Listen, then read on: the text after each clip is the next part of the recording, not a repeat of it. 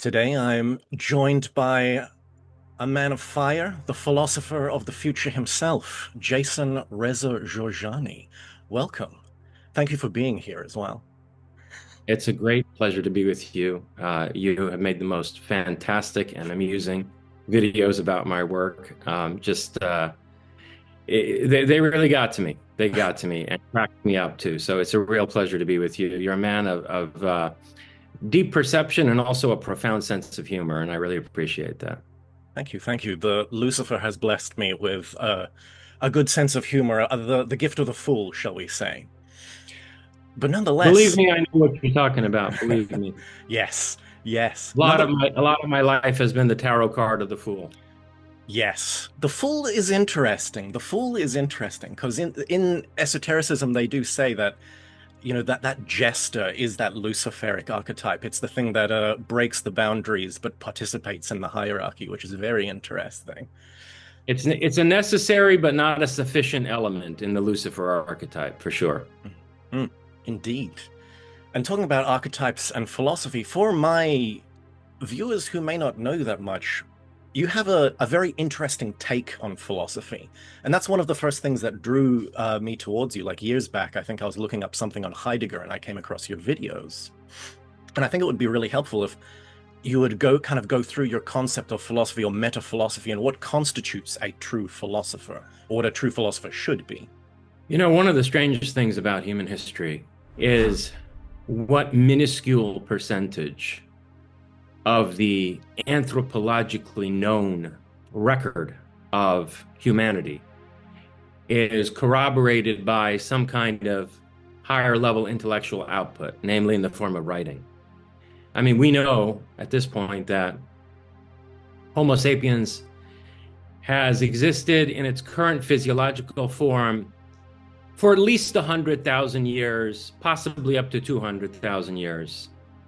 Let's just leave the totally anomalous fossils out of the record here. But, you know, according to standard anthropology, people just like us, built like us, who presumably had brains like ours, were around for at least 100,000 years. Why is it that we only have something like 5 or 6 thousand years of recorded records?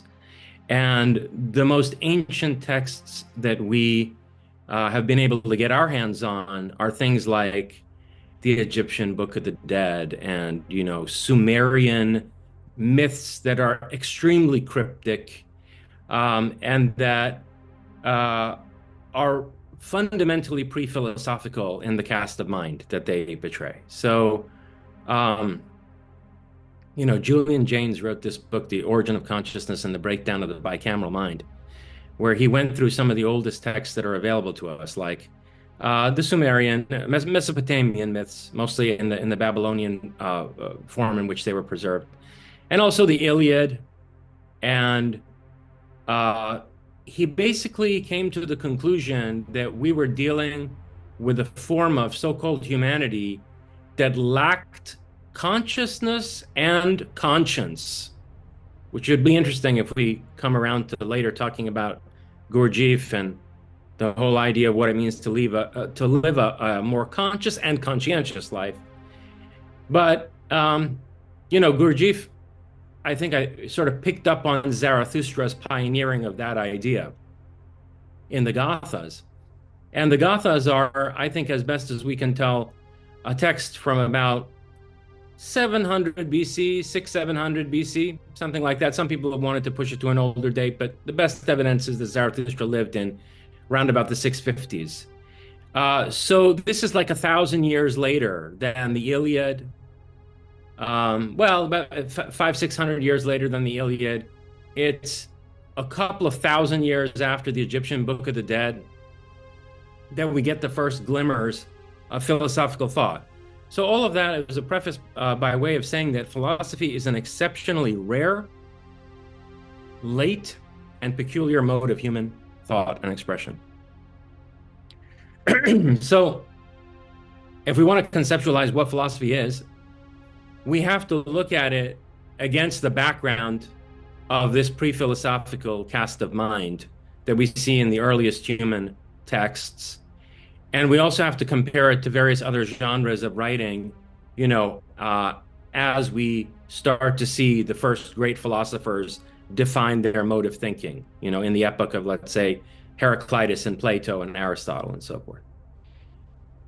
So, what immediately occurs to me looking at the structure of Plato's thought and the way in which, despite the differences in content and the formal differences in the structure of the concepts that Aristotle has developed as compared to Plato, what's the same about both of them and what sets them apart from all of the writers in other genres that were contemporary to them, but also everything that came before philosophy, is that these are people who are concerned with the truth about the nature of things. In other words, what is reality or what is nature at all, which frankly was a concept that couldn't have been framed by whoever composed the Iliad.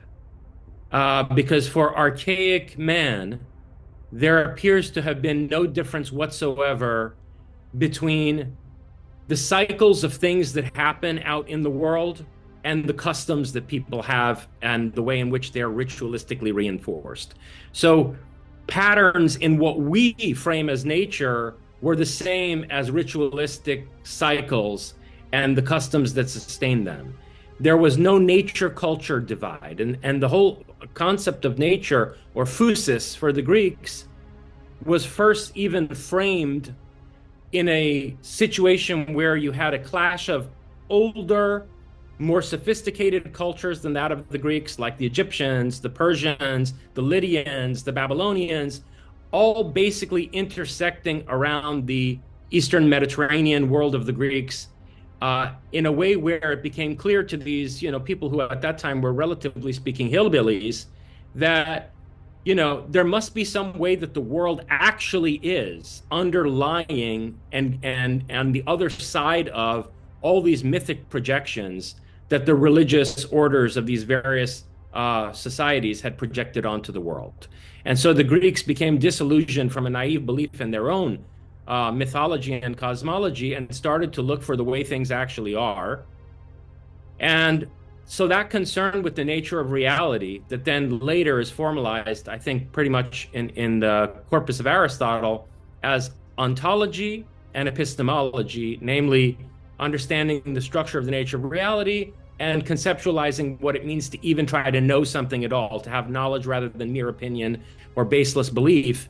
That's one defining characteristic of philosophy. But then the crisis of meaning that also comes about for the Greeks in the first instance, as they see this clash of various cultures, is the question of how to live in terms of one's code of conduct, because these various codes of conduct or moral systems were utterly inseparable from the ritualistic religious traditions of the various ancient civilizations like Egypt and Mesopotamia and the Greek culture itself.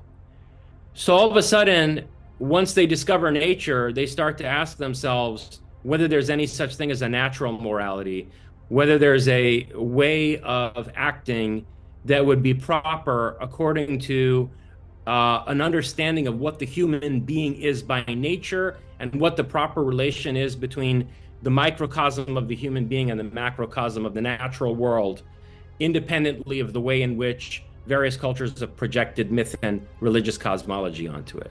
So that's a concern with ethics. And there, I think it's very important to draw the distinction, as Nietzsche does, between ethics and morality.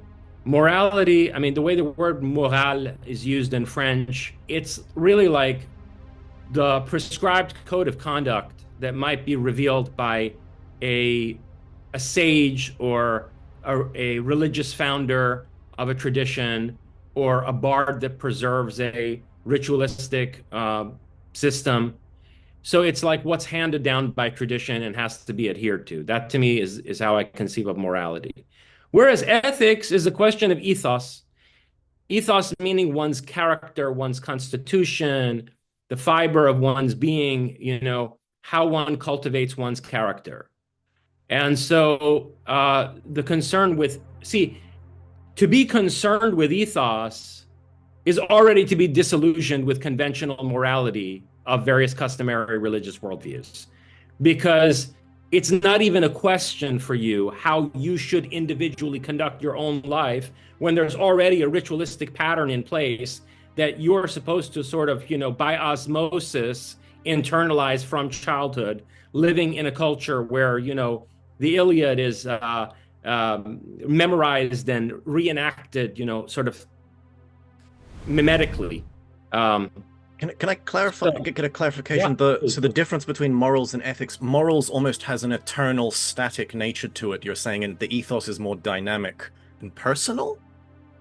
Yeah, every customary culture, every pre-philosophical, unreflective society imagines that the morality that's intrinsic to their ritualistic customs is something eternal, that it's given by the gods or, whatever, the god, whatever, the natural order, the ancestors, whatever it may be, however the celestial hierarchy is conceived of or imagined, that immediately dictates for all time some proper way that things are done. And there's no question of an individual in it. There's a question of, in some cases, human types, where you have caste systems and various duties prescribed for people in different segments of society, certainly differences between the proper conduct of men and the conduct of women. And then again, like I said, different castes in more sophisticated societies like the Vedic culture. But it's never a question of individual conscientious discernment and the cultivation of one's personal character. That comes together with the discovery of nature, or at least the questioning into what reality might be beyond any particular religious projection of it. Then it becomes a problem, how one acts from out of one's personal conscience. And the first glimmerings of this we see in the Gathas of Zarathustra, and then, it basically explodes through the pre-Socratic Greek culture and becomes fundamental to the enterprise of Plato and Aristotle. So that's another major facet of philosophy from its genesis. But then, personal ethics doesn't suffice to reconstruct society on the other side of the collapse or disintegration of a naive adherence to customary religious doctrines. Because, all pre-reflective cultures are actually theocracies of one form or another. I mean, from the most primitive totemic tribes to, the most sophisticated caste hierarchy of a monarchical system in Vedic India, or the pharaonic system of ancient Egypt, in every case, the state is the church and the church is the state. I mean, there was no distinction whatsoever. And the leader is considered basically a living god or someone sanctified by the gods or by the ancestors. So as soon as, a society is disillusioned from naive belief in that kind of a structure and it starts to disintegrate and decohere, it's also a problem how and according to what principles you're going to reorganize the political life of the society. And presumably the political order ought to be in some way calibrated and coordinated with personal ethics and one's development of one's own conscience and character. But it's another layer and level and requires thinking in terms of other parameters than just personal conscience. And so that's the question of the just. What is the just order? And, political philosophy comes from out of that. And, what we see in Plato and in Aristotle from the very beginning of philosophy is that ethical and political considerations always follow from and are logically coordinated with and reflect ontological and epistemic thinking. So, Noam Chomsky, I'm not Noam Chomsky. Why am I thinking of? I'm thinking of Noam Chomsky because these horrific pictures of Steve Bannon together with Noam Chomsky. Yeah, I saw that. What? Yeah. So, but it's sort of an interesting Freudian slip that I said Chomsky. What I meant to say was Bertrand Russell. And he who has ears, let him hear why I mixed those up. Bertrand Russell was brilliant. I mean, his Principia Mathematica, like I can barely wrap my mind around that. I can only understand it to the extent that I understand the way in which Wittgenstein sort of tried to epitomize that and distill the essence of it, and then came and destroyed it in his later philosophical investigations. So to some extent, conceptually, I get what he was trying to do there with logical atomism. It's a brilliant abstract mathematical structure. But Bertrand Russell never developed any ethics or politics that followed from his ontology and epistemology. He wrote a shit ton about ethics and politics. I mean, he wrote all these volumes, later philosophical reflections, in a much more casual form that almost has the tone of self-help to it. But these things don't follow from his work as a logician. So there's a problem there in terms of the consideration of Bertrand Russell as a philosopher, compared to, say, someone like Kant or Hegel, who very much is following Plato and Aristotle in trying to develop a comprehensive, a cohesive, conceptual structure involving new ideas that cut across all of these domains, from metaphysics or ontology and epistemology through to ethics and political philosophy, and where the ethics and political philosophy reflects the understanding on an ontological and epistemic level, and where some of the same concepts cut across all these levels and have various dimensions to them. There are certain concepts in Kant or Hegel that have a ontological dimension to them and also have a political dimension to them. So, like, for example, the dialectic. I mean, in the Hegelian conception of the dialectic, of thesis, antithesis, and synthesis, applies in terms of Hegel's analysis of the development of scientific knowledge over the course of time, like our understanding of what force is in nature. And it also applies on the political level in terms of, the restructuring of societies in terms of class, and, why it is that monarchies were overthrown and replaced by republics.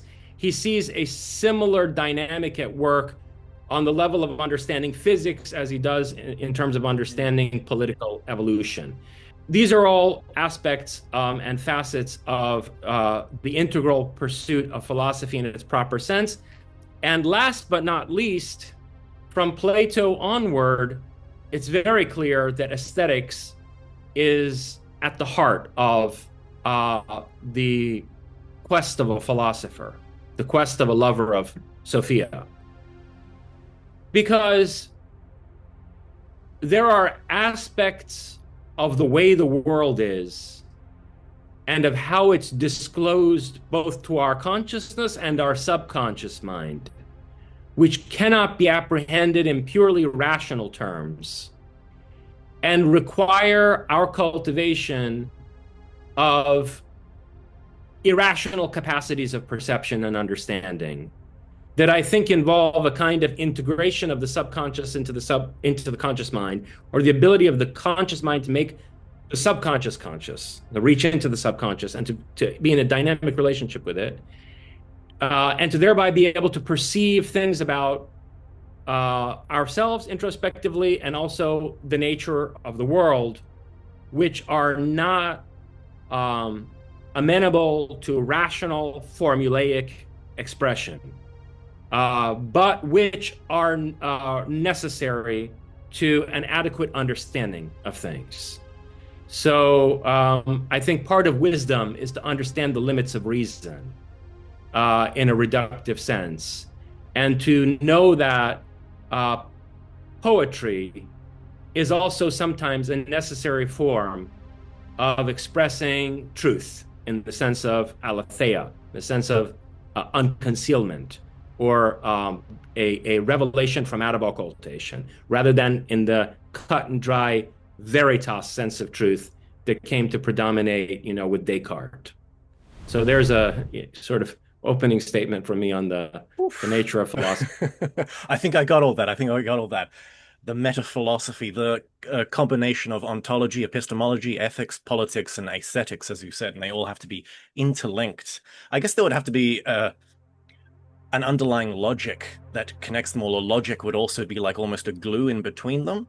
Would you say as well? Would you include logic in philosophy? That's one thing I've always wondered, or does that not really? I would say logic comes in more in ontology and epistemology. Okay. Both ontology and epistemology involve logical formulation and logical analysis. But I think you're getting at a sense of the word logic, which is older and deeper, which is the way that Heraclitus uses the word logos Hmm. originally. And it means sort of how an account holds together, the warp and weft of meaning in a narrative, what holds a story together. Gilles Deleuze, the late 20th century French philosopher, had a weird term for this, for what you're getting at by using Okay. logic here. He called it the plane of consistency. He said that it's the task of philosophers to develop new concepts. Concepts are not the same thing as equations in the sciences. They're not the same thing as aesthetic figures that literary writers and artists work with, but they're related to both in a weird way. They're a kind of idea that allows you to generalize a number of phenomena under that idea, and where the idea has a number of different instances of applicability. And what Deleuze said is that in the work of a single philosopher, the ideas developed by that philosopher are on a single plane of consistency. So that, for example, in Nietzsche, the idea of the will to power and the concept of, let's say, the Übermensch,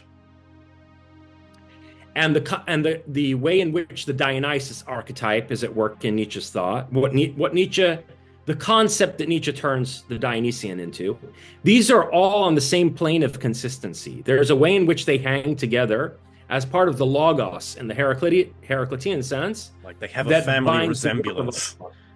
They have a family resemblance. Yeah. Yes, that's right. As Wittgenstein would say. Yeah. Okay. Okay. That's very interesting. That's very interesting. And so there has to be this creative aspect to a philosopher. How do you, for someone or people who are striving to become lovers of Sophia, do you have any advice on balancing creativity with also, reading books of old? Because, it seems you're very erudite, but you're also very creative as well and very original. And it's like, how do you, I don't want to like read a bunch of philosophers and then they kind of mind possess me and I just have nothing creative, or I just become a copy of them. How do you remain free while also engaging with the past? It's a very deep question. Yeah. Sorry to spring that on you. No. Listen, it turns on the question of free will. So, and which is something I know you also had it in mind for us to discuss. So let's approach it from that angle, right? And believe me, I'll answer your question, but it requires a little bit of we're gonna have to go on the yellow brick road for a little while. I'm an Aquarius. I love doing that. So I'm border Aquarius, Pisces bordering on Aquarius. Interesting. So I've noticed that Pisces and Aquarius people get along very well. I've noticed that. Yeah. In any case, look, I agree with Gurdjieff that the vast majority of people have almost no agency. That although on an ontological level, it's intrinsic to the human being. Humans have this, look, all the other animals have what Aristotle would have called a species being. They're so instinctually hardwired that agency is not really a question for them, okay? And I mean, they may act like in a way that seems to show intention, but it's in many cases instinctual reaction. There's something very unique about the human being, which I think is expressed in the myth of Prometheus in that part of the story where it says that, Epimetheus, the subcontractor who Prometheus allowed to, work on the creation of man together with him, forgot to endow man with any specific nature of the kind that was, that the other animals were endowed with. And so we're left without a soul, and then Athena comes and helps and gifts us our soul in the form of a butterfly, which is a symbol of metamorphosis, where essentially what we are is a chrysalis for radical transformation. And that Prometheus myth about the creation of man really captures what, let's say Heidegger meant when he said that human existence is uniquely groundless, and that our being sort of radically intentional in the structure of our consciousness. Our having agency has to do with the fact that we're not instinctually driven and pre-programmed and hardwired in the way that other beings are. So there is a sense in which intrinsically we're sort of what I, how I formulated in my writing, we're bound for freedom. We are beings who are bound for freedom existentially. But there are many factors that can supervene on our exercise of agency, from biological factors. I mean, we have all kinds of, chemicals basically driving our behavior, hormones, and so on and so forth, and various chemical balances that affect the brain and so forth. And then there's biological factors that impinge upon our agency that have to do with, various conditions that people have, diseases, even just instinctual hardwirings that are not as over-determining of our behavior as they are in the case of animals, but that are still present. So there's all these factors that impinge on our free will, including massive psychological factors of how we're programmed, by the ubiquitous media that ensconces us in our lives. And I would say that most people, for most of history, haven't really demonstrated that they have very much agency. So there are degrees to which people exercise the free will that the human being has on an existential level. And to come back around to answering your question, I would say that a person who strives to be a philosopher in the first place is an individual who's also seeking the most radical freedom that it's possible for a human individual to attain, isn't the right word, express. Okay? So when you say, look, it's a problem to be bombarded by different authors and to sort of have your worldview shaped by various domineering minds and entrancing ideas of mesmerizing complexity in some cases and, elegant simplicity in other cases. And how does one define one's own view of the world and cultivate one's own ethos without being basically subsumed by that? This may be an unsatisfying answer to you, but the answer is that the philosopher is precisely the type of person who will struggle against being captivated in that way, because it's intrinsic to the nature of a person who winds up pursuing the life of a philosopher to not be captured by any pre-existing worldview or paradigm or constellation of ideas. One interesting example of this is, now, Freud wasn't a philosopher. He was a brilliant psychologist, but there's something he said early on that was very interesting in this regard. And that's that he started to read Nietzsche, and he stopped in very short order, because he said, listen, this guy is such a brilliant psychologist, Nietzsche is, and he's already saying so many of the things that I want to formulate, and saying them better probably than I ever could, that if I keep reading this guy, I'm never going to be able to develop any ideas of my own. So he put aside Nietzsche and only came back to him, later in his life.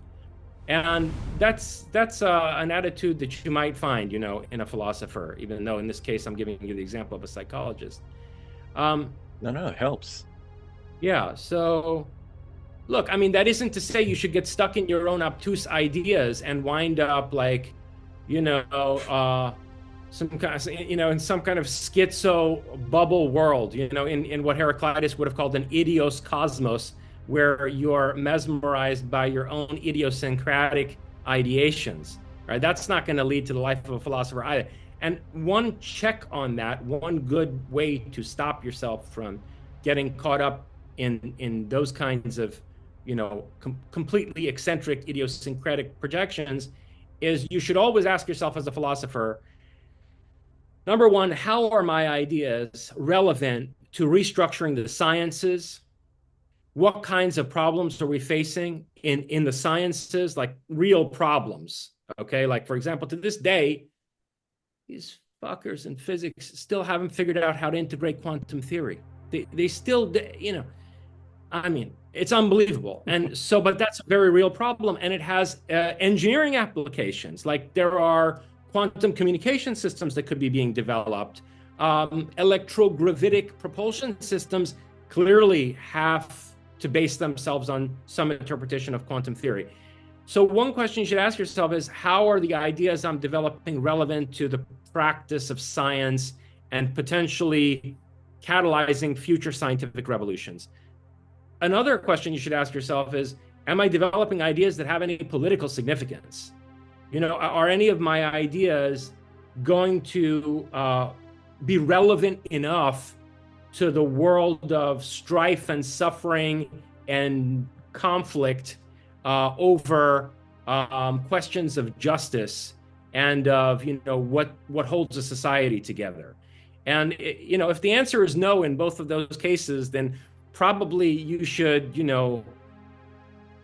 read more, engage with more serious literature, and also be more attentive to what the fuck is going on in the world around you, and not get lost in your own highly eclectic and idiosyncratic ideas. In saying that, you've mentioned some authors, you've mentioned Nietzsche, you've mentioned Kant and Hegel, Aristotle and Plato. Are there any authors you would say to specifically avoid if you're going to read philosophy?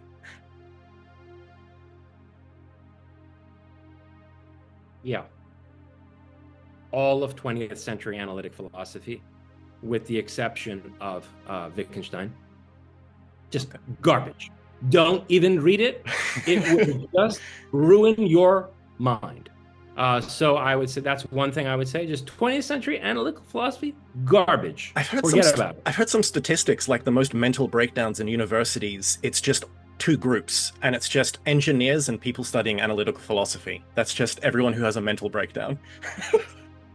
They have done nothing of value whatsoever. So just do not waste your time. I mean, there's things like David Lewis on the plurality of worlds, David Lewis's text on the plurality of worlds, which is an interesting contribution to thinking about logic. There are a few exceptions like that here and there, but generally speaking, it's just not worth it. By the way, while we're on this, let me just make a quick side note. Why is David Lewis's On the Plurality of Worlds an interesting text? That's the book that when I read it, it became very clear to me. It just became crystal clear to me what the real problem of free will is. And especially having to do with why belief in any God, capital G, any omniscient and omnipotent being, is contradictory to affirming free will in any form whatsoever. And that's that in that book, On the Plurality of Worlds, Lewis, among the various things he does, Lewis explains how a referential conception of truth, in other words, where the elements in a proposition refer to states of affairs in the world, so that the most basic elements of a proposition are referring to the most irreducible elements in states of affairs out in the world. He argues in that text that if that's actually the structure of referential truth statements, then it must be the case that counterfactual propositions refer to other worlds than our own. He said, so like, if I say, Richard has very curly hair, right? And it's a false statement. It's referring to a Richard in another parallel world who has very curly hair. That proposition is false in our world, but it's true in a world where the elements of the proposition reach out and touch the state of affairs in another world. And of course, what this really shows is that this entire conception of truth is a crock of shit. I mean, this is not how truth works. I mean, it's absurd, actually. But one thing that becomes clear in the course of Lewis exposing ontologically and epistemically what underlies the analytic conception of the truth or falsity of propositions is that he says, okay, so this means that all possible worlds are in a way actual worlds, because otherwise our false statements would have nothing to refer to propositionally. So every statement that we make in our world that's a counterfactual must be actually connecting with some state of affairs in another possible world. And this means that there's an array of all possible worlds, a completed logical matrix that defines every sensible statement that could ever be made, whether it's a true statement or a false statement.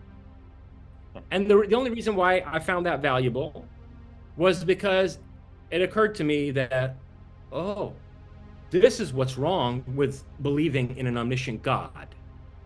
It doesn't matter whether you want to argue like some incoherent Catholic would that, oh, well, God suspends his omnipotence and as a miracle gives you your free will to act in this moment, whatever. No, no, no. That's not the issue. The issue is that if God is omniscient, in principle, it means that it should at least be possible for this omniscient and omnipotent God to access any possible future state of affairs. Anything that may happen in the future, or that may happen in an alternate world, or that may have happened in the past, has to be accessible to God in principle. Meaning that the mind of God has access to the completed logical matrix of possibilities. And that's the real problem of free will, is that if you admit that such a thing exists, that this array of all possible configurations of states of affairs already exists on some level, then there's no free will. Then every action of yours is actually a consequence of an eternal logical matrix that only seems to be temporally actualized for you as a limited observer. But really, you're not a cause in the cosmos, you're a consequence in the cosmos, down to every minute action that you appear to engage in. So that's the issue. So, anyway, so point being, and now and there are interesting analytic philosophy texts that lead to insights. By and large, 20th century analytic philosophy is some shit you should not be reading. And the other body of literature I would say please stay away from if you don't want your brain to rot is late 20th century continental philosophy that's not by an actual philosopher. I mean, like we had, Deleuze was a serious thinker. His writing is extremely convoluted. Even Derrida maybe is worth reading, insofar as he's still kind of close to Heidegger. But then all these people who just comment on these continentals, the stuff is drivel. And so I would just stay away from any of that. And so to answer your question in the negative, who should one focus on in the course of cultivating one's own discernment as a philosopher? Well, I hate to give such a conservative answer, but start with the tradition. Read all the great philosophers, Plato, Aristotle, Kant, Hegel, Nietzsche, Heidegger. I mean, this should be the backbone, this should be the spine of any education in the history of philosophy. And then, branch out from there into other side interests, depending on, what your own inclinations are. So Heidegger is kind of like the terminus, and then you just go backwards, or start from Plato and go towards Heidegger. I hate to say it, but honestly, I do think that Heidegger was the last truly great thinker, that we had. And he died around about 1977. Yeah, that late. Okay. So it's interesting that we're talking about God, because there's one group who I guess aren't necessarily seen as philosophers by the rest of the world, but they see themselves that way, and who have I guess I should just say, they have a completely different ontology from you. And that would be the traditionalists, the perennial philosophers. And you have an interesting, you have some interesting takes on them, or you're anti them in a sense. And I wanted to kind of bring that up, because I might just fumble through this question and bring some other bits in. But I noticed in some of your recent interviews, when you talk specifically about time and the singularity, there's an interesting metaphysic, or there's an interesting framework that you describe time is bent around the singularity, that we're stuck in a kind of a time loop, that the singularity is technological. But it occurred to me that this is fundamentally almost a perennialist framework. The perennialists see uh, time is curved, but the axis. So time is a wheel, and the axis is the eternal thing. Is just something eternal, but you've kind of technologized it. And I want to run that by you. Is it like you're saying you're not denying the perennialists, but you're just saying it's no, it's bad. They're correct that time is curved, that there's something in the middle, but that's bad, and we need to destroy the circle. Or would you deny this even question in and of itself? I'll let you take that away. Your question is based on a really interesting observation, which I haven't heard anybody make yet. That's very interesting. I would say the perennialist conception of time is the reemergence of a naive cyclical view that was common to even pre-classical, let's say, societies. Societies like archaic Greece, Vedic India, and every tribal culture across the planet. So what Gunan and Evola are doing is that they are bringing back in a modern, more sophisticated context what is really the oldest, most primitive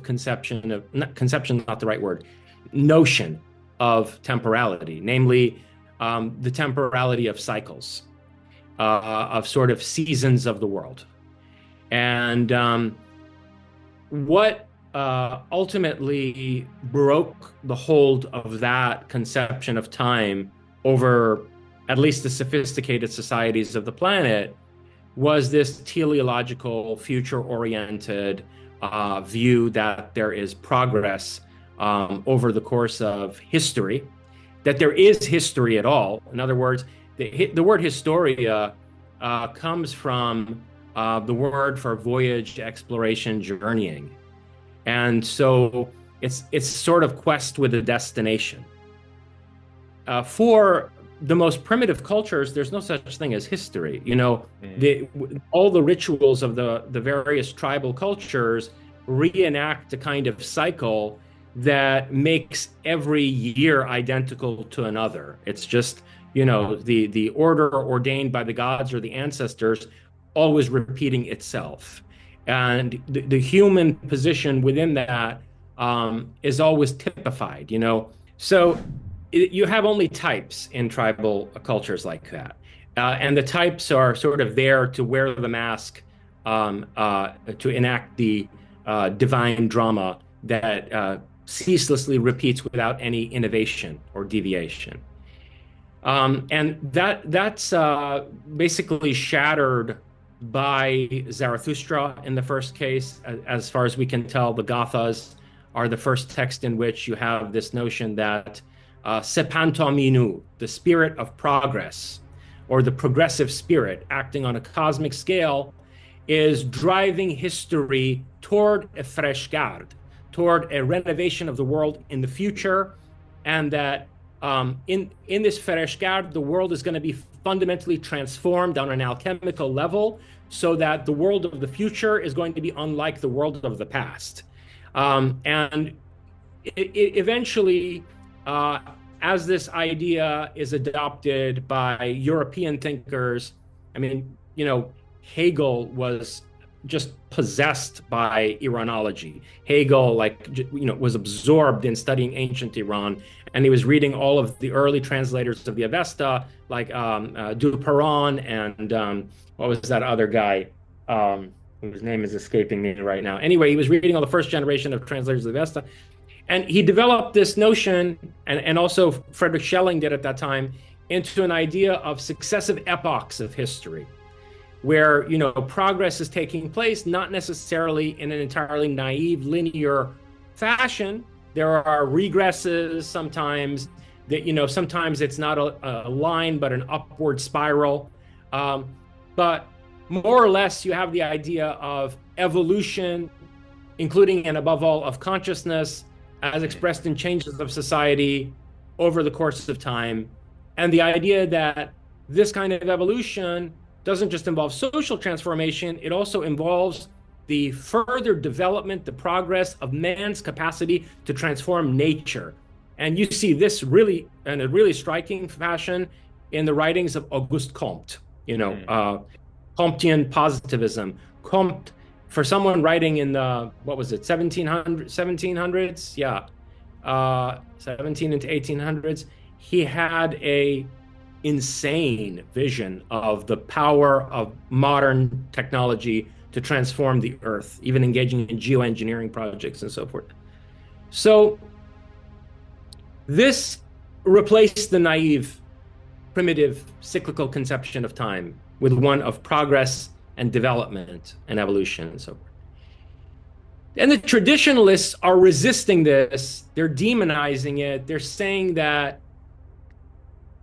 the divine hierarchy is being collapsed into a projection of forward development into the future. So that instead of the sacred principle being something hierarchically elevated above the human and a point of orientation beyond the human in a vertical manner, humanity desacralizes the divine in terms of a projection of its own potential future development. And the traditionalists go so far as to say that this transformation was inspired by demons, and that the projected end of history vision that Zarathustra first articulated is actually a sort of predetermined emergence of the Antichrist to test the world. That basically modernity in its early phase, as represented by Comte and by Hegel and so forth, is a kind of anti-tradition. But then there's going to be a subsequent culminating phase of modernity that they conceive of as the counter-tradition, and that this counter-traditional culmination of modernity is effectively the rise and reign of the Antichrist, who is going to delude everyone into believing that human progress and self-determination are possible, and that basically this is a way that we are being taken away from, we're being separated from and alienated from the divine will that's expressed in all of the so-called great world religions. And this is another huge problem that I have with traditionalism. What defines a great, world religion, right? I mean, if you look at the actual genealogy of Islam, if you look at, the rise of Islam in a scholarly way, sociologically and anthropologically, I mean, it involves basically the genocide of every culture between Central Asia and the Maghreb, right? Every single great ancient culture, from North India and the Persian culture to, basically the Eastern Roman Empire, the Hellenistic world of Egypt, and the Berber cultures of North Africa were genocided in order to be supplanted by an Islamic monoculture that attempted, with great success in most cases, to supplant them and to create the caliphate. I mean, the only major exception was the Iranian Renaissance that made a significant dent in that for a few hundred years. But how is this the rise of a great religion? I mean, great in what sense? And are you telling me, traditionalists, that the one true God necessarily foreordained this from the foundation of the world, that Muhammad would become one of the great world teachers, right, at the expense of the genocide of all these cultures? If you look at the case of Christianity, it's even worse. We had, I don't know, 30 different rival sects of Christianity in the first 200 years of the religion. There were tens of different gospels. There were so many alternative Christianities that could have become the form of the religion rather than the church that eventually split into the Catholic and the Orthodox institutions. There were so many alternative forms that Christianity could have taken, mostly Gnostic forms, that it's preposterous to claim that all the historical and sociological contingencies and machinations, just cutthroat human machinations, that led to the institutionalization of Christianity in its current form were necessary and preordained, providential. and that they represent the expression of the divine will sort of eternally, from the foundation of the world, right?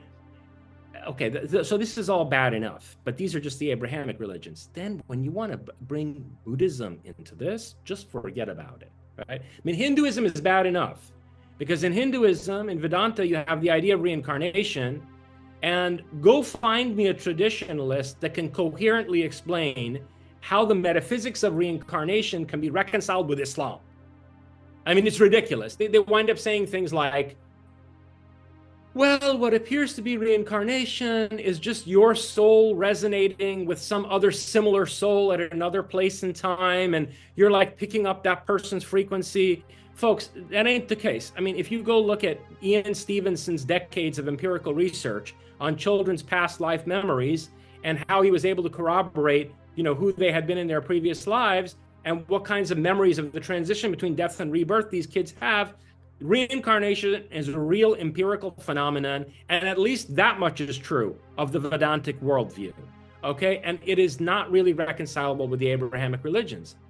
But then when you get to Buddhism and you want to try to say that somehow Buddhism or Buddha Dharma is also one facet and aspect of the primordial tradition, it gets totally ridiculous, because at the core of Gautama's message is a deconstruction of the idea of Atman, and it's being a microcosm of Brahman.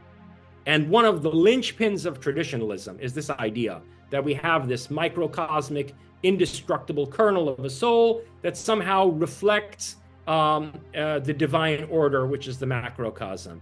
And this relationship between the personal, imperishable, substantial, essential soul and the one true, absolute, omniscient, omnipotent God is the main target of Gautama Buddha's deconstructive enterprise. So there's no way in hell you can reconcile Buddhism with the primordial tradition, and a proper traditionalist should at least reject Buddhism as demonic, okay, which is what the initial impulse of Ananda Kumaraswamy was when they were first formulating the traditionalist movement in the early 20th century. Kumaraswamy first rejected Buddhism as not being sufficiently perennial, and then later he tried to smuggle it back in. So these are some of the issues that I have with traditionalism. There are others, and if you want, we can get into them. Yeah, because it's this thing, like the way, one of the things that I see when I look at traditionalism as like, an esotericist, an occultist, if you will, it's this, when they view time that way, and there's something above time, they're trying to reach that. And so the world ceases to be something that you necessarily need to participate in, and it's something that's just as a kind of an engine for souls to develop themselves. And then you escape, you just kind of leave, and it's like there's not really any necessity even to create, or at least attempt to create a politic utopia or be creative in a sense. In fact, creativity just is or do you say you just become a channel for something? You don't necessarily develop anything. It's bidah. Guénon claimed that Islam was the most perfect surviving form of the tradition, and he converted to Islam himself before the end of his life, in the later part of his life in Egypt. And in Islam, what they call creativity is bidah. In the beautiful Arabic language, it's such a beautiful one. Bidah. And this means innovation.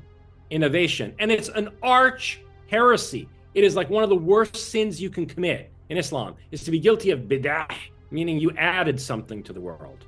God forbid that you should add something that you should create or invent something from out of yourself. So yeah, that's demonized in traditionalism. But there seems to be, in more esoteric schools where they talk about alchemy and Kabbalah, there seems to be this necessity, especially in Kabbalah, it's weird. They have a take, they use God, but they basically say God made the world imperfect deliberately because he wants you to become a co-creator. And there's this idea of becoming, especially in alchemy as well, it's not necessarily a submission, but it's you become a co-creator. You can be unconscious and just live in this stream, or you can consciously align yourself to certain forces and be able to manipulate them, and you become this co-creator that then creates in the world, so to speak. For sure. I mean, many forms of Kabbalah and alchemy are absolutely not traditionalist. I mean, they would, from a traditionalist standpoint, be considered satanic black magic, sorcery. And so Yeah, I mean, for sure. Now, I lost sight of the core of your question. Oh, because I It was wanted a to very ask, you were going, because your trajectory is towards the end of history. So in a sense, it's to fight the Time Lords. And I was saying that perennialism has this structure. And it seems like you reject that structure, but at the same time, when you talk about time, you talk about it being bent because of technology, because of this singularity, and there may even be entities that control this technology. So this is, it was a very insightful formulation on your part. Um, what I'm saying is that the modern notion of more or less linear progress, where history has a future-oriented telos, and all change that's taking place is taking place from the past going into the future, is naive. And that a more sophisticated understanding that is afforded to us by the development of various advanced technologies and by quantum theory, because retrocausation is a part of quantum theory. The delayed choice experiment in collapsing the wave function by sort of like choosing the choosing whether or not to observe the particle in a double slit experiment, but making setting it up the experiment so you make the choice after the particle's already gone through, but before an observation's been made, demonstrates that retrocausation, meaning something in the future causing something in the past to happen, is integral to quantum theory.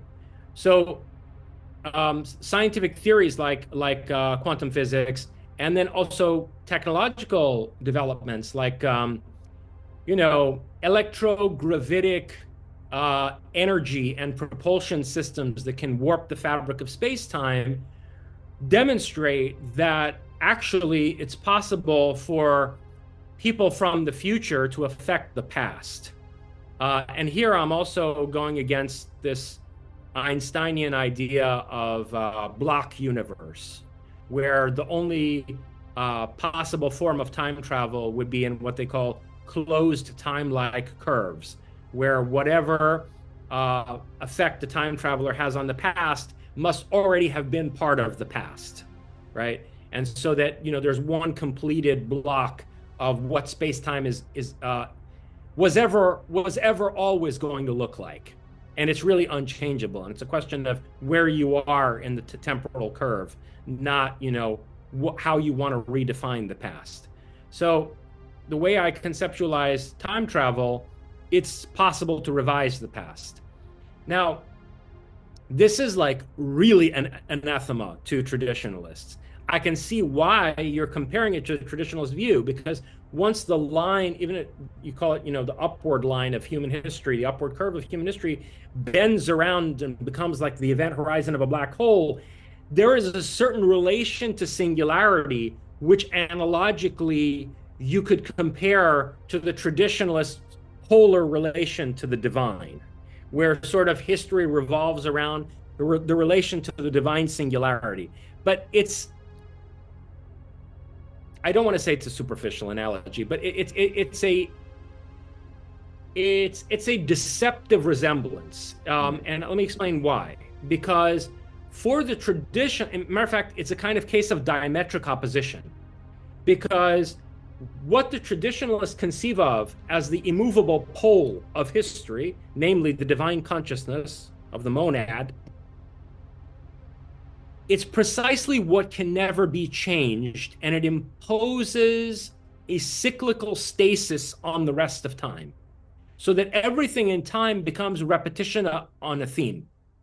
And you have the cycles from the golden age deteriorating down to the Kali Yuga, and the whole thing starts over again. But overall, the singularity in their sense, is imposing unchangeability on the whole structure in a kind of conical fashion. What I'm saying is 180 degrees the opposite, which is that once we achieve the capacity to manipulate space-time, we are in a struggle to change history in any number of ways, any number of times.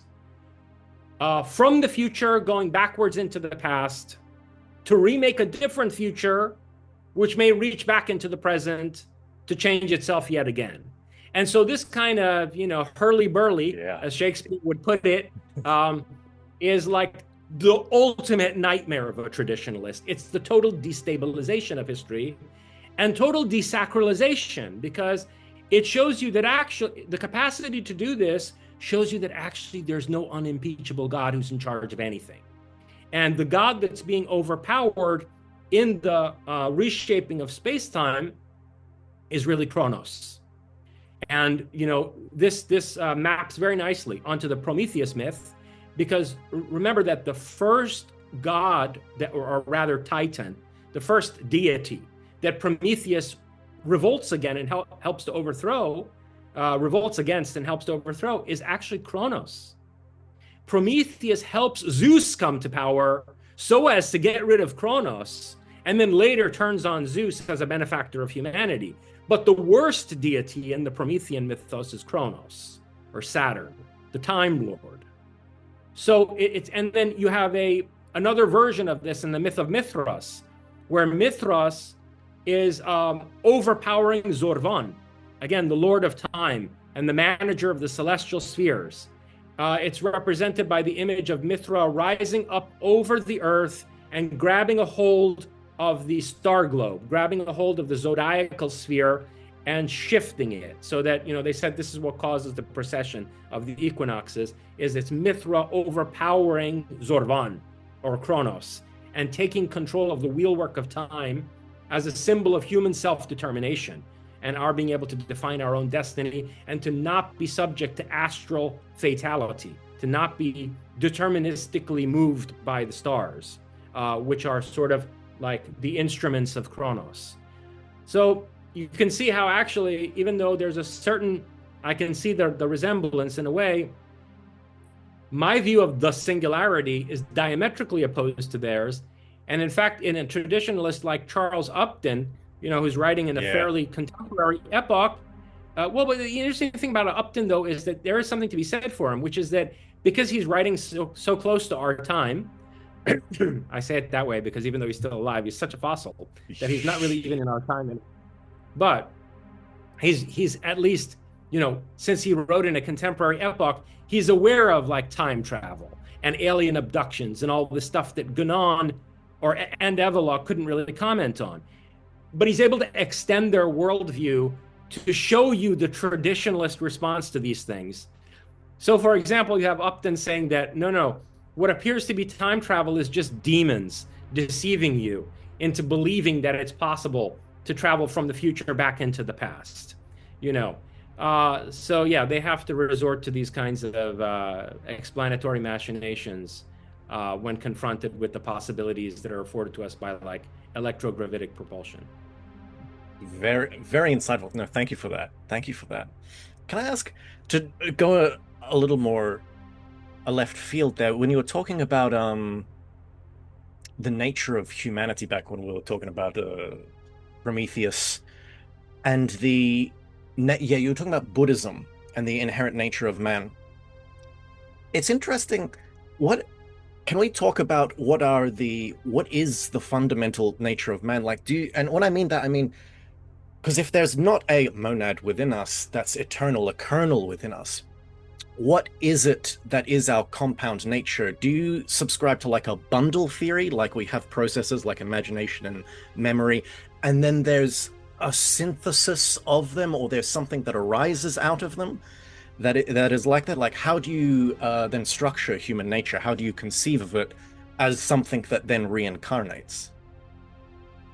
So yes, short answer, yes. I would say it's a kind of bundle conception where a functional relationship produces consciousness. Consciousness is a function of a certain system of organization and processing of information in a compound aggregate structure, meaning that the human being, the human person can be pulled apart.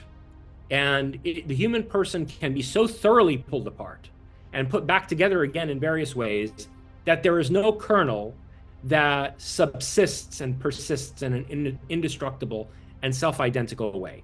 That is a projection. It's a psychological projection that comforts people to believe that there is this thing, which the Hindus call the Atman, or that we might call in the West your immortal soul. In looking at the parapsychological data for reincarnation and cases that are better explained as possession, I found two subsets of cases that were particularly relevant in this regard, in the regard of, developing an adequate conception of what the human person is. And these are cases of multiple, and I covered these in my latest book, Thenosis. Cases of multiple reincarnation in a single body, where let's say you have one soul express itself in a body from birth, but then two or three others will attach themselves over the course of a person's life. And this person may wind up being diagnosed with multiple personality disorder or dissociative identity disorder. But actually, if you look at the phenomenology of these cases in a fine-grained way, there is a difference in the symptomology of multiple personality disorder. I mean, legit, like someone's schizo, multiple person, versus what's going on in these cases, which is actually that each of these personalities has, let's say, past life recollection of having been somebody. And these are actually multiple people that are sharing a single body. And these people, one of these people will have certain allergies and the others won't. So the degree of psychokinetic influence is tremendous. I mean, it's psychosomatic to the point of being clearly an instance of psychokinesis, where a certain personality profile is getting the body to react to certain stimulus with an allergic response that the other personalities do not have, for example. And this is true of other medical conditions. Eyesight, one of them could ace an eye exam, and another could have such bad vision that they need reading glasses. So you find this in these cases. And oddly enough, these people can't communicate with each other. They're not aware of each other, and they have no basically ability to interact with each other in an integrative way in order to create a more cohesive persona. Now, that's particularly interesting when you look at another subset of cases where it appears that a single person can be reincarnated as two or more individuals. And I found such cases as well, where two people seem to remember having been the same person in a previous life. And these people have the kind of rapport with one another that you find in cases of psychic twins.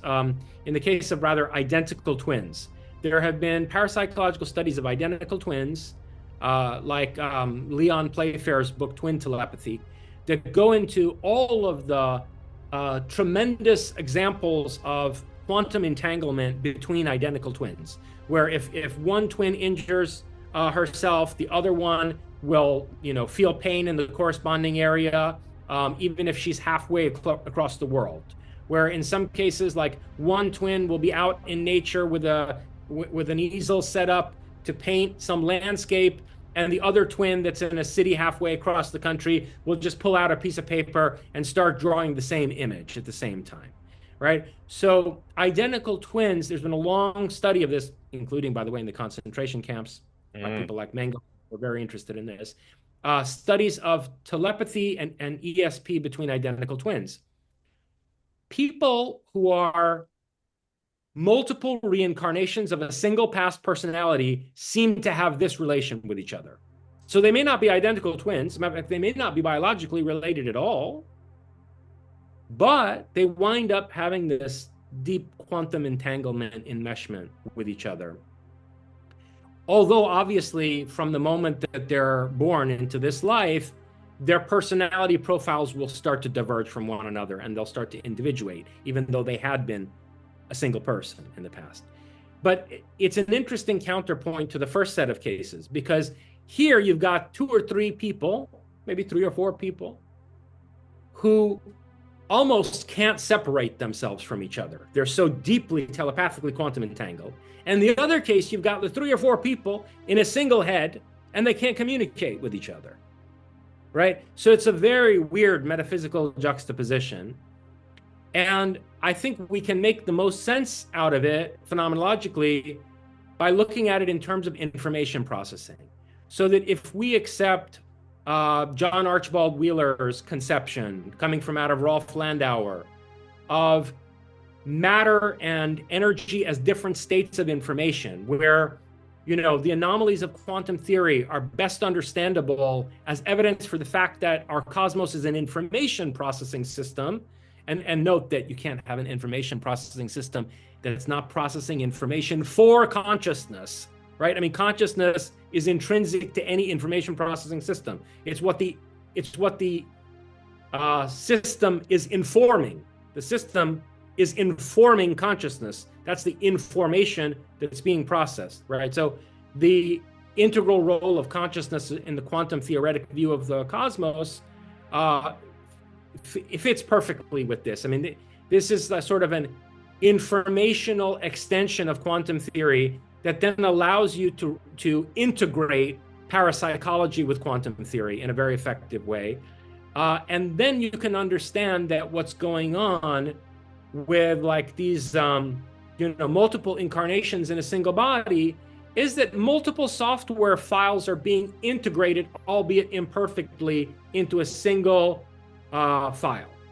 Their code is being sort of aggregated, but aggregated in a way where it's still compartmentalized.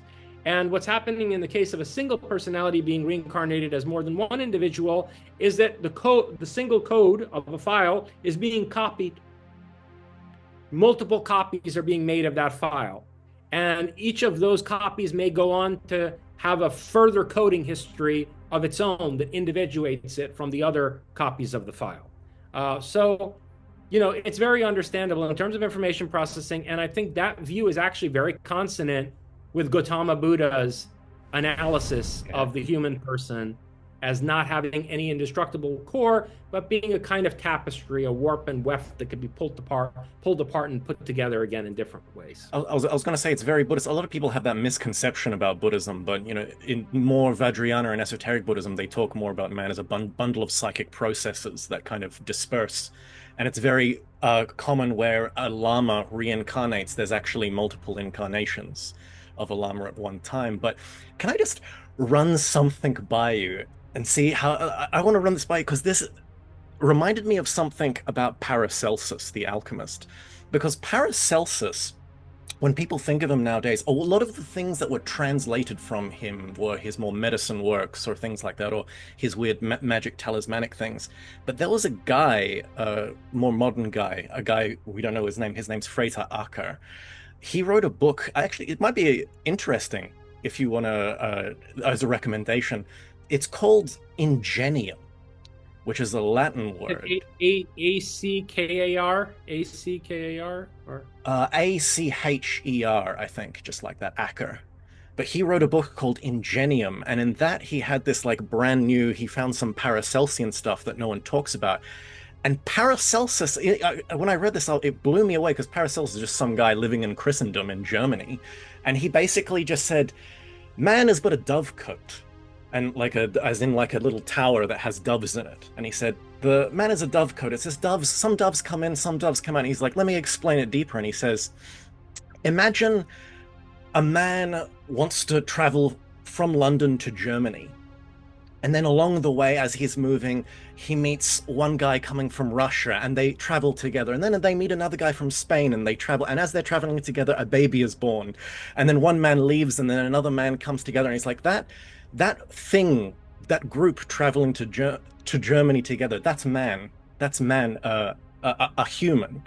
And he goes on, and because I never knew this, I just kind of knew him as an alchemist, but he actually has this esoteric system, and he basically says within man are these multiple things. Man is a dovecote, just doves coming in and out, but within us are like different layers of this. Some are animalistic, some are from the stars, and the parts that are from the stars you can mix together. Hence the alchemy, the planets, Mercury is mercury, Mars is iron, Saturn is lead. And via mixing them together, something can arise. The ingenium, there's an inner man within us that we are set to create.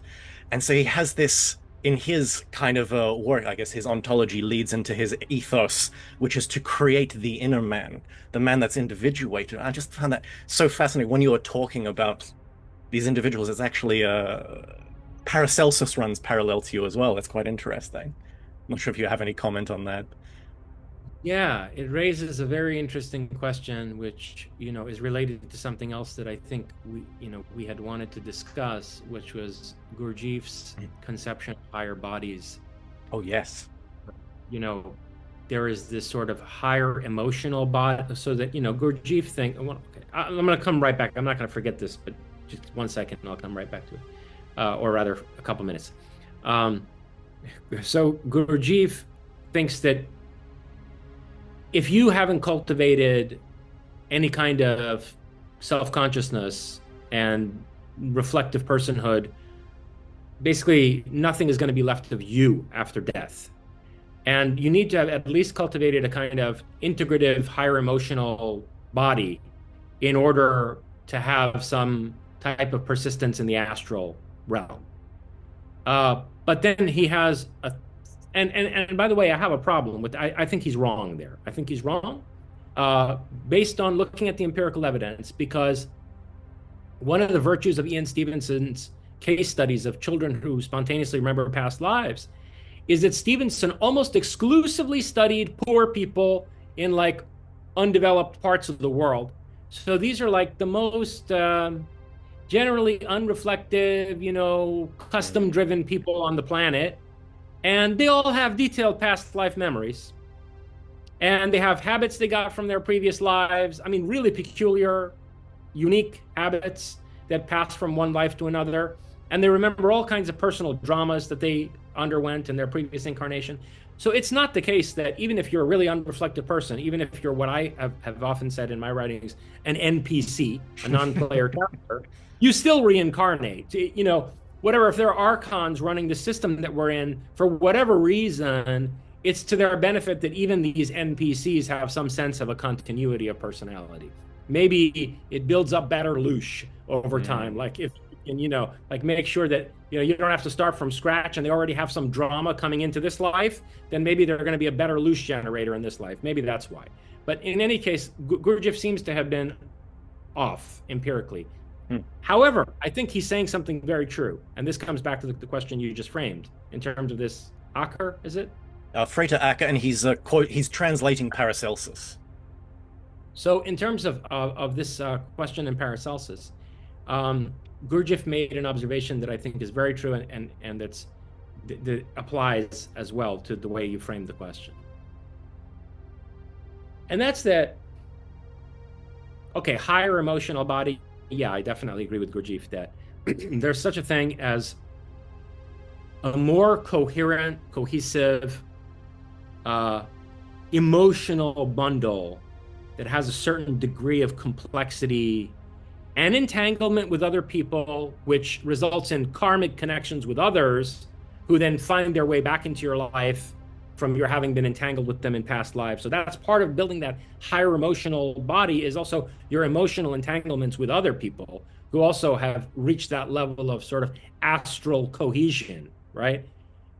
But above and beyond that, there's this idea of, what Gurdjieff thought of counting as the development of an immortal, ultimately agentic personality, where you're like so self-directed, you're like a god, and you might even will yourself into persisting past the destruction of this world, right? And you might be able to survive the end of your world and migrate into a whole new world where, let's say, most of the beings in that world are evolving pretty much from scratch, but you and some other people who've reached your level are coming in from an older world because you developed such a crystallized persona that you were able to survive essentially the apocalypse.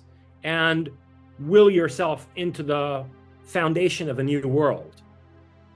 By the way, that may have happened already, right? I mean, there's evidence that we had a civilization, that people like us had a civilization on Mars millions and millions of years ago. And I would not be at all surprised if, a lot of what Atlantis involves is the persistence of highly crystallized souls from that pre-existing world in our world, and their foundational role in the development of our world, for better and for worse, where, these super highly crystallized persons who became godlike were able to will their own survival in one form or another beyond the apocalypse of a prior humanoid world and insinuate themselves into the genesis of this world that most people consider to be new, right? And to be ours. If you gather my meaning, I'm trying to phrase that in a way that's both honest and also relatively coherent. So I think there's something to that. And what was the term? Ingenium. Ingenium. Apparently, it's the Latin term for diamond, but exactly. No, exactly. So this is where I wanted to go with this, is that that's a perfect term for this. And I get into that a little bit in my section on shelling in Prometheus and Atlas, which of course, you did a fantastic video on Prometheus and Atlas. In my section on shelling, going into Kant, Kant going into Schelling, Kant's third critique, and Schelling's conception of genius, of what genius or the daemon is. I get into this question. And so I think that, yeah, there is such a thing as one's daemon or one's genius that can only be developed by a deeply discerning and highly motivated person who has a great deal of personality cohesion over the course of many lifetimes. I would not say, as Gurdjieff did, that this is an immortal soul. I don't think anything is imperishable. We don't have any evidence for that. I'm a radical empiricist. So I tend to agree with Gautama again that anything and anyone over a long enough period of time probably decoheres, and maybe parts of that person recohere in other ways to where it's not recognizably going to be the persistence of the same person. But for all practical purposes, for all practical intents and purposes, there is this daemon or ingenium that could be born or forged, and that will be tremendously enduring. And it is very difficult to destroy such a person. Very difficult to destroy such a person. Even for the so-called gods, or archons. I was going to say them. Yeah, getting into some Gurdjieff, actually. One thing I'll say there, one thing I think with Gurdjieff, it's interesting when he talks about his higher being bodies and he talks about astral, mental, causal. The highest one, the causal, he seems to have this impression, or he gives the impression, I think, later on, because this is one thing that's hard. There's all these books on Gurdjieff, but the ones that he wrote are just impenetrable. So Beelzebub's Tales, which it took me a year to read, but in that one he makes it seem like even that it actually isn't permanent. Even that can kind of dissolve, but it's like you can recoat it. You can come back down, and he kind of gives an example of like the masters coming to Earth and helping humanity. And this is very interesting. It may kind of lead into your philosophy a little bit. He has a name. He says the greatest hero who came to Earth after the fall of Atlantis, because in his conception, Atlantis had the highest technology, and we've never regained that. They had a completely objective science, and we have barely 1/7 of what they had. But after the fall of Atlantis, this guy came to kind of re-help us again, and his name was Ashiata Shayamash. And it's really weird because in Beelzebub's Tales, he mentions Jesus at one point, and he mentions Buddha, so who's Ashiata Shaimash? And no one really knows. And remember reading one essay one guy wrote where he links all these things together, and he basically says, like, here's my take, Ashiata Shaimash is Zarathustra. Gurdjieff was basically saying Zarathustra was this guy who came and gave gave humanity the teachings again, which is very interesting when it uh how that in a sense then kind of links into your philosophy in that way. I would say it's kind of Very interesting. believable. Hmm. Very believable. It's Zarathustra because remember, and this is frankly what interested me in Gurdjieff in the brief time decades ago where I Hmm. read about him. I tried to read the rather impenetrable Gurdjieff. Wound up reading more Ouspensky to understand Gurdjieff, Ouspensky's good. but um, the the impenetrable Gurdjieff, I encountered him in my late teens, mid to late teens. Oof. And what Oof. drew me to Gurdjieff was Iranian mysticism, because I was trying to reconstruct the basically pre-Islamic occultism of Iran. And, uh, Georgia was Iran up till 200 years Oh, ago. really? The Russian, yes, yes. Georgia was an incredibly important part of Iran. In fact, the entire Caucasus, present day Azerbaijan, Armenia, Georgia, yeah, all three of them were part of Iran until 200 years ago when they were lost in the Russo-Persian Wars. The Russian czars Interesting. conquered the Caucasus from Iran. The Caucasus is known in Persian as Sare Iran, the head of Iran, the head of Iran, meaning Interesting. when you decapitate the Caucasus, when you take the Caucasus away from Iran, you've decapitated the country. Okay, so it was a catastrophic loss for Iran. The Iranian people all came from the Caucasus to begin with. They came through the Caucasus, from Ukraine, through the Caucasus into what they named after themselves the Iranian Plateau. Some of them also came over the other side of the Caspian Sea, but basically it's from around the Caspian that the Aryans came down into what they named the Iranian Plateau. And the most important part of the Caucasus for Iranians is Georgia, particularly the Ossetian parts of Georgia. The Ossetians are the last remnant of the Scythian and Sarmatian branches of the Iranian family. And so the idea that Gurdjieff was basically tapping into some Hmm. ancient Iranian esotericism that had been preserved in the Caucasus makes a great deal of sense to me. And that's what I was after when in the brief time when I was reading him. So yeah, That, this figure is very likely some version of Zarathustra. that's very interesting. It just reminded me of when people asked Gurdjieff, where did you get your teachings from? Or how do you make your teachings kind of thing? He always have a different thing to say because he was a bit of a trickster in that way. But one time he said something like, the work that I give, the philosophy comes from India, the theory comes from Egypt, and the practice comes from Persia. So it's very interesting that he says that. He says that. But yeah, wanted to talk about Gurdjieff. I wanted to kind of like run some of his like cosmology and some of the stuff he says by you as well, because talking about Mars in his book Beelzebub's Tales to His Grandson, Beelzebub is what for rebelling against his sovereign endlessness gets exiled to Mars. And so there's this interesting Mars-Earth polarity, and Beelzebub has to descend to Mars from Mars to the Earth at certain points. There's some very interesting thing. One thing I'll just mention off the bat is he gives some story in Atlantis about an Atlantean king is friends with one of them, because when Beelzebub was exiled, he got exiled with a bunch of his people, and one of his men goes to Earth and is friends with this Atlantean king, and the Atlantean king is a tyrant, and he tyrannizes his people, but he's kind of accurate. He understands people.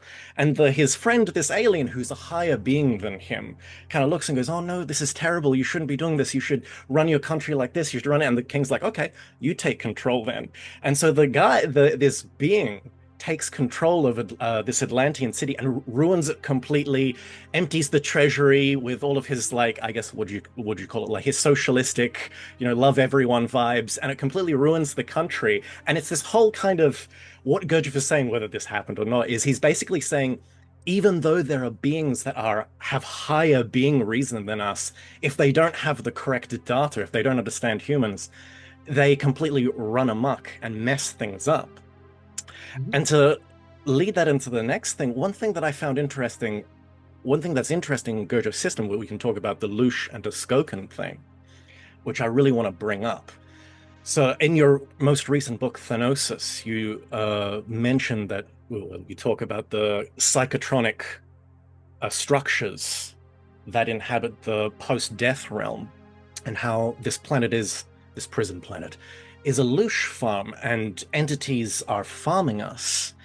This Gurdjieff has a take on this, and it blew my mind because I've only read I think I've read like halfway through Far Journeys. I read Out of the Body a little while ago as well, but it's so interesting that Robert Monroe just through through his experience kind of arrived at the same thing that Gurdjieff was saying. Gurdjieff has this he stitches his cosmology, his anthropology, and his psychology all together, and he basically arrives at the same thing as Robert Monroe. So I'm just kind of going off here, but in his structure, when he Keep talking. I'm going to close the window because the ghetto sounds of Los Angeles are coming through. So I can't hear keep anything. talking. You can hear you. I can hear you. But Keep yet, going. with uh, in Gurdjieff's cosmology, the reason it's interesting, the fall of man isn't man's fault. So in other religions, when they talk about, or other systems and traditions, they'll always say, oh, man fell because of pride, man fell because of lust.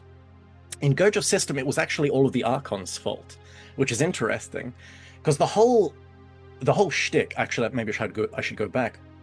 The reason why creation happened, and this is interesting, Gurdjieff has a god. He calls him his sovereign endlessness, but it's not omnipotent or all powerful, because God is in a bit of trouble. There's this entity, or it's not an entity, it's a principle called which he calls hero pass. He uses all these weird names, but the hero pass is like a combination of time and entropy, and basically that's going to kill God. So God needs to create to stay alive, and so through manipulating the ether, God creates the universe, the many worlds, and humanities arise on different planets and whatnot. And the whole point is humans create. There's some function. We are transformers of energy, but there's something negentropic about humans. So God needs us. And he has these archons around to kind of do world maintenance, but they're kind of fuck ups. So it's really funny. In his story, he has these two main guys, Sakaki and Luisos, who kind of manipulate the DNA of humanity. And it's really funny. One guy in the kind of the world of the work, because Gurdjieff knew like 8 different languages, Romanian, Russian, French, and he found that and Gurdjieff would smash different languages together, like the Heptaparapashana. You can see it's got some Greek in there and stuff like that. And he found that the words Sakaki and Luisos were like street slang from another, in a different language. And Sakaki means like piece of shit, and Luisos means less than a toilet. And so it's like these guys are the guys that fucked up humanity. And basically what happened is humans were on the earth and we naturally transformed Lush or a Skokan, quite a lot of it. But what happened is we developed a consciousness to a certain level and we realized our place in the universe, but not high enough. We didn't realize the whole thing would collapse if we all left, but we just realized, oh, we're just feeding the universe. We don't want to do this. And he said they committed unaliving, which can just mean that they decided to not have children. What is this? What is the point of life? And because of that, the Sakaki came and it said he manipulated the DNA. He put an organ in humans, the Kunda buffer organ, and then it was removed. But what the function of this organ did well, it made us forget and it made us fall into nature and you do all the things, now we're going to create more humans. But what it actually did is it split our consciousness. So then we had a consciousness and a subconsciousness. And before that, there was no subconsciousness. It was just one thing. That was what the Archons specifically did. They actually divided our consciousness. And this created a whole host of problems because we fall into degeneration. As Gurdjieff put it, he said we started becoming lazy in a way. We started to enjoy living off the work of others. We started to enjoy the destruction of others. And he said these kind of things degenerated humanity. And because these impulses arose in us, it actually got in the way of the normal, natural, louche, ambient separation. And we actually didn't so we weren't transforming the energy. So the only way the energy could escape from us is through war, through mass death. And so in Gurdjieff's kind of system, wars happen because of planetary influences and because of archons manipulating humans to start wars so masses of people die, so Lush can be kind of harvested or Askokan can be released. And it's so interesting how he like links that all together. But then amongst this, he has this kind of take, you can't really stop the harvesting because that would be like, you would end it would be like, I know, guys in a factory revolting in a nation, but that factory supplies the food for the rest of the world. And so you can't really have that. So even though you can't stop the entire loosh harvesting, there can be a small group of people that escape. And in this way, how he talks about the crystallization of the higher being bodies is through doing occult work. What the occult work does is it actually digests the energy within you.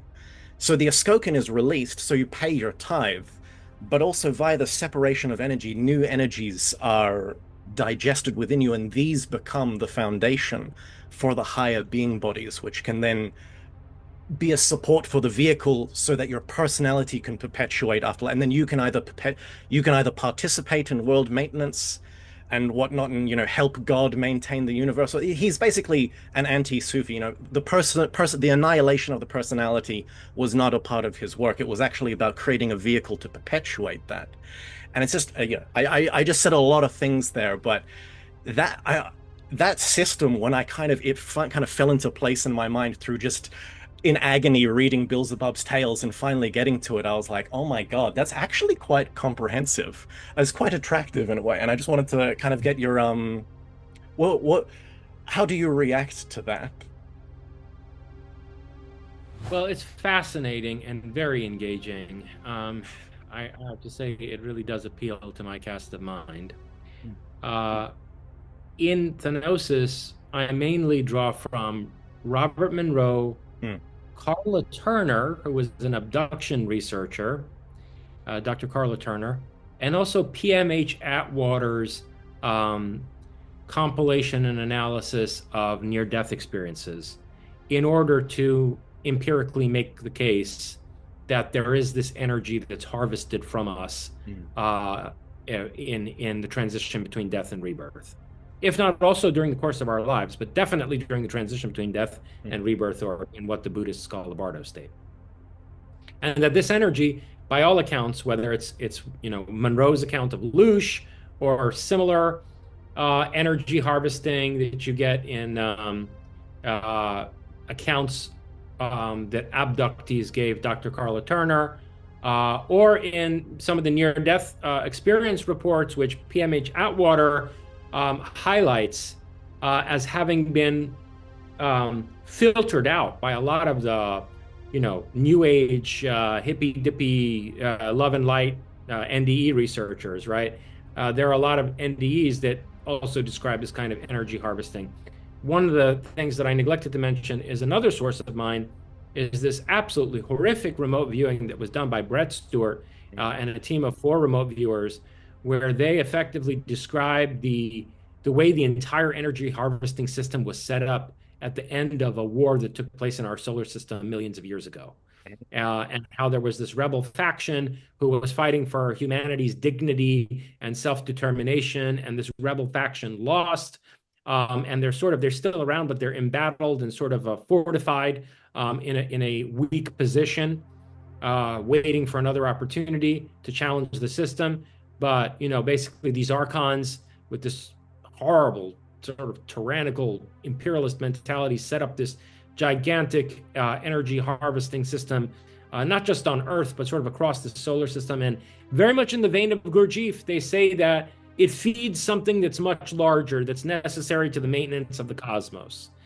Now, so my response is number one, I would like to see the receipts that it's necessary to the maintenance of the cosmos, right? Like, I'll believe it when I see it.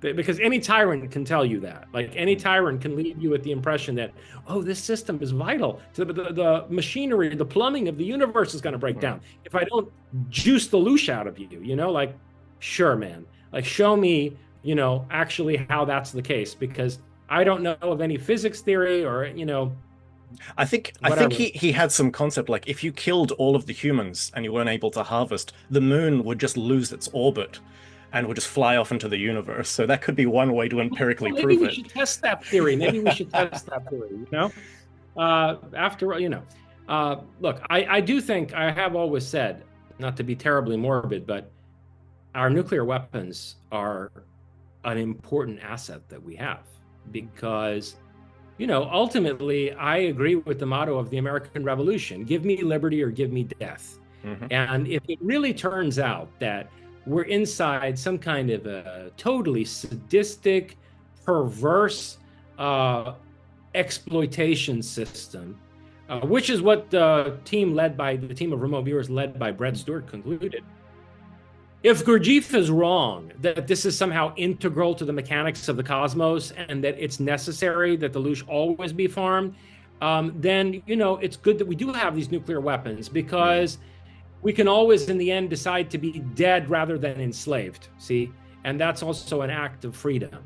But you were going to say something. I was going to say, well, with Gurdjieff, I think he would say, like, if you manage to transmute the subconsciousness of every human on the face of the planet, that would restore the balance and people would naturally transform and emanate enough loosh that there wouldn't need to be suffering. But I think he just doesn't think that's possible. I don't think he thinks it's possible that everyone can do the work. Sadly, I have to agree with him. Sadly, I would have to agree with him that you will never be able to remove the organ Kunda buffer from the majority of the population, one of the things you said was very striking to me. This idea that like the whole system might not be able to be dismantled, but some small subset of people could kind of go under the radar and find a way around it. And to my mind, that evokes the image of the breakaway civilization. And is the breakaway civilization ultimately about a group of people who actually have discovered the mechanics of the loosh farming system?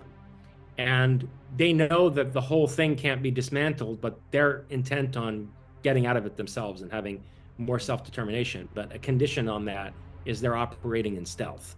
So I do have to wonder about that. That would be rather grim, but it could be true. But, to address this question of the conscious and the subconscious and the organ Kunda buffer and all this,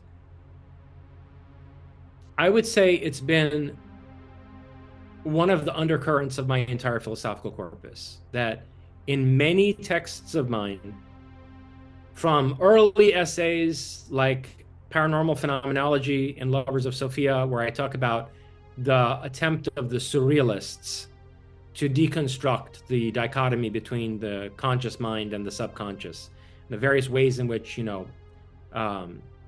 Max Ernst and André Breton and their associates actually began with occult practices like seances to try to use artistic expression, both painting and poetry, as a means for at least weakening the filter between the subconscious and the conscious mind, and fathoming the subconscious for dreamlike artistic expression that then also facilitated in processing the subconscious more consciously. From an early essay like that, where I'm talking about the surrealists and their involvement in the occult, all the way to my novel, which wasn't completed until 2023, Psychotron, which in a way is a surrealist work in and of itself. I have been deeply concerned with this question of integrating the subconscious more consciously. It's really an undercurrent of my entire philosophical project. And so there, I would say I'm very much in deep convergence with Gurdjieff. And I would go so far as to claim that there is no positive path into the future that doesn't involve a substantial transformation of the relationship between the subconscious and our conscious minds, and a significant weakening of the barrier between them, while maintaining human individuality and conscientious self-directedness. So, I mean, obviously, one catastrophic way in which the barrier between the conscious mind and the subconscious could be dismantled is in the vein of that sci-fi movie from the 1950s, Forbidden Planet, monsters from the id. So, like, we could, have a mainstream recognition of ESP and psychokinesis, where, and this is on the verge of happening right now. I predicted it, that the spectral revolution would be attendant to UFO disclosure. I predicted it years ago, and it's happening right now. So if parapsychology receives truly mainstream scientific acceptance, you could, in very short order, see a weakening of the barrier between the subconscious and the conscious, but in a way where people's subconscious desires and motivations and their basically subconscious exercise of psychokinesis and telepathy and clairvoyance winds up catastrophically disintegrating the social fabric. I mean, that is a very real danger. And it's especially dangerous because even if that happens to a small degree, even if there are, here and there isolated incidents of harm coming to people on account of, what's recognized to be subconscious use of psychokinesis, the social panic that would be attendant to that would be so much worse than the satanic panic. It would even probably make the witch burnings of the 1600s pale in comparison. So that's a real danger, that the barrier will be brought down in a way where the subconscious takes over the conscious mind. Of course, Gurdjieff envisioned the opposite, which is that we gain more agency by having a more conscious control over our subconscious and a more intentional direction and shaping of the energies of the subconscious for,